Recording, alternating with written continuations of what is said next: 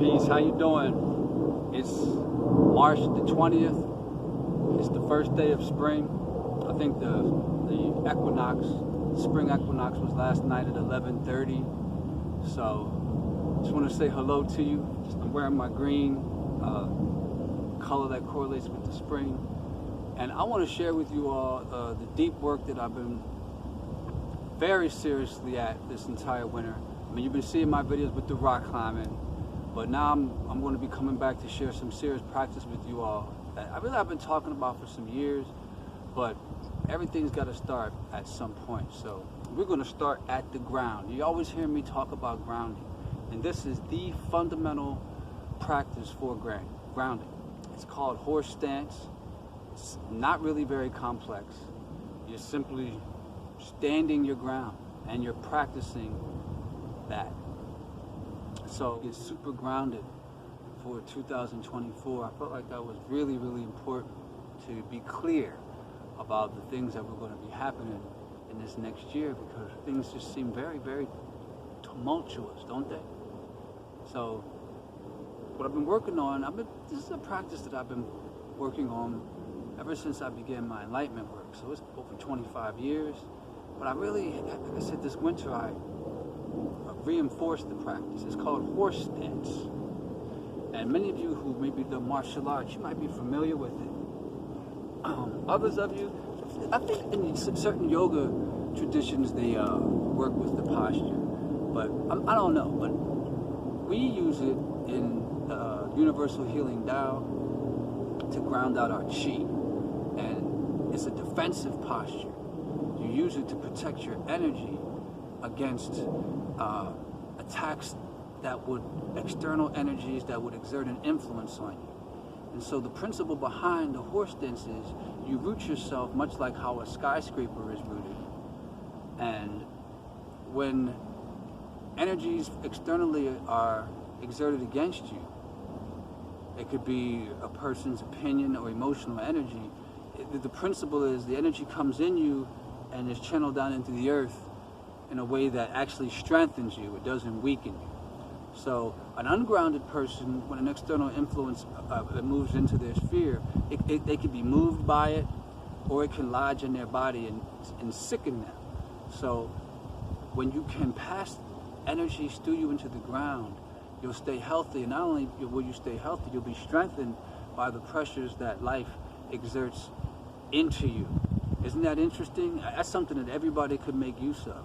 And also, if you do the practice barefoot like you see I'm doing, you're going to get a great discharge of all of the negative static that you're picking up from your cell phone and your laptop and life in general.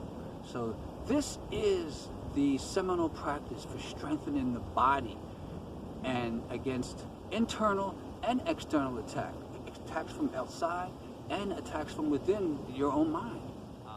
You're going to want to do it outside when you can, but the most important thing that you see, I'm here on this granite slab, and that allows me to bear my feet into the floor surface, meaning like my feet can get a grip against the surface of what I'm standing upon, and I can exert leverage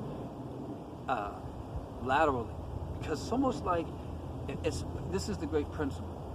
It's like you want to almost have your energy on a 45-degree angle from your hips down, so that it's like a stick being used to prop up a force. Does that make sense? Like there's an ideal angle at which that this particular limb can have the greatest strength.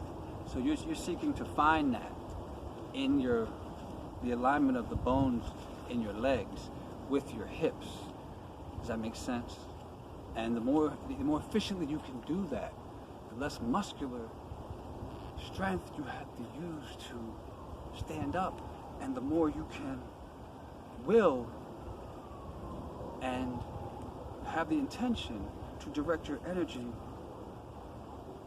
into the earth. It's more like maybe on an angle like that, but you want your energy field to go down and out to the sides. And you'll find that you can gather up the electrons. The Chinese call it the earth chi. And it's going to stabilize your mind. It's going to relax your internal organs. And it's going to provide you with great physical power. It's simple. There's some complexities to it because what you're attempting to align your bone structure in a way that you can use your muscles as little as possible. Like that's what makes the extended periods of time in the posture possible. Like you can't stay in a horse stance 30 minutes to an hour with just muscular strength. You're finding an alignment with your bone structure, and then you're allowing that to sink into the earth in a way that's advantageous, and then you can relax the muscles as much as possible. And what you're going to find is that when that happens, you are able to conduct far more significant amount of the chi or prana, of the mogambi that flows through living earth into your body, through your feet. So let me show you the practice. I'm going to share this with you in depth, ongoing. And this is basically it's very challenging. You probably won't even be able to do it for 30 seconds.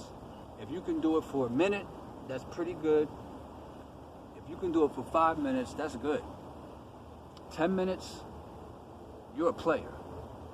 If you can do it for 30 minutes, you're a legend. And an hour, you're an immortal. So, this is the horse stance. Now I'm going to show you from the side.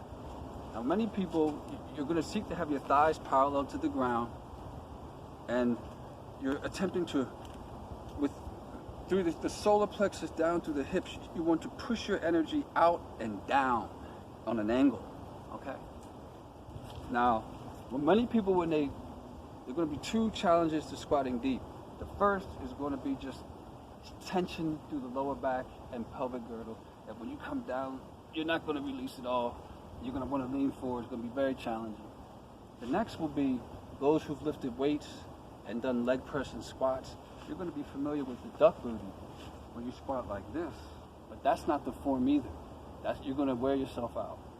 The form is actually, you have to tuck your tailbone underneath, push your chin in, and you're straightening your spine. And you push out through the hips. It's very challenging. You keep the tailbone tucked underneath.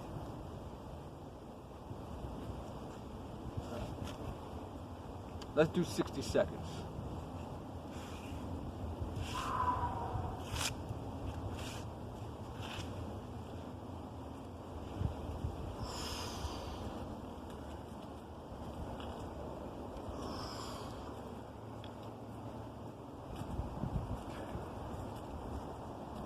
Feel pretty set. Okay, 1, 2, 3, 4, 5, 6, 7, 8. I'm pushing out 9, 10, 11, 12, 13, 14, 15, 16, 17, 18, 19, 20, 21, 22, 23, 24, 25, 26, 27, 28, 29, 30, 31, 32, 33, 34, 35, 36, are they burning? 37, 38, 39, 40, 41, 42, 43, 44, 45, 46, 47, 48, 49, 50, come on, 10 more, 51, 52, 53, 54, 55, 56, 57, 58, 59, 60.